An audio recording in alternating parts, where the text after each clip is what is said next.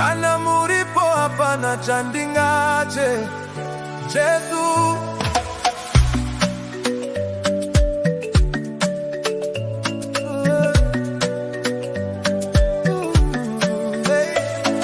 Ndorangarira ndichiri mudiki,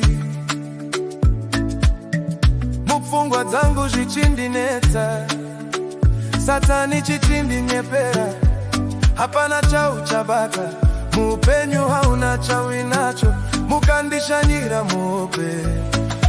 Jesu muchinditi, mwanangu usacheme, ndiripo ini muchengeti, ndiripo ini munyaradzi.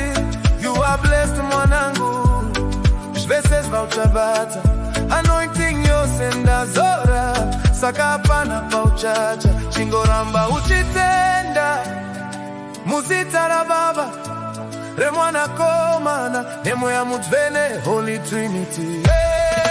Jesu akanaka, anosimudza marombe, akusiye wega. From the bottom to the top, he will take you vavengi vachironga, anosirongonora vachida ucheme anokunyaradza.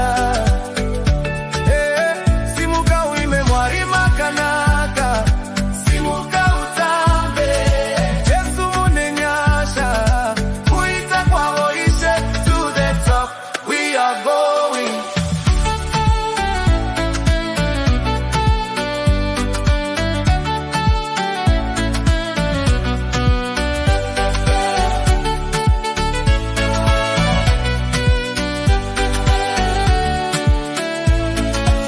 Vamwe vachaseka zvanzi zvichapera,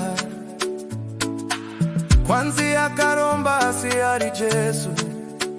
Anointing yakandiwandira, ndina Jesu andimbote, nekuti mukuru kudarika zvese. Oh, he told me not to worry, but to pray about everything. Ndinotenda Jesu nezvamunonditira. Oh, Jesu makanaka, anosimudza marombe, akusiye wega. From that bottom to the top, he will take you vavengi vachironga, anosirongonora vachida ucheme anokunyaradza.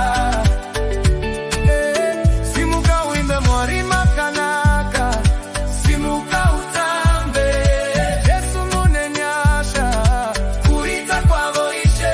To the top we are going.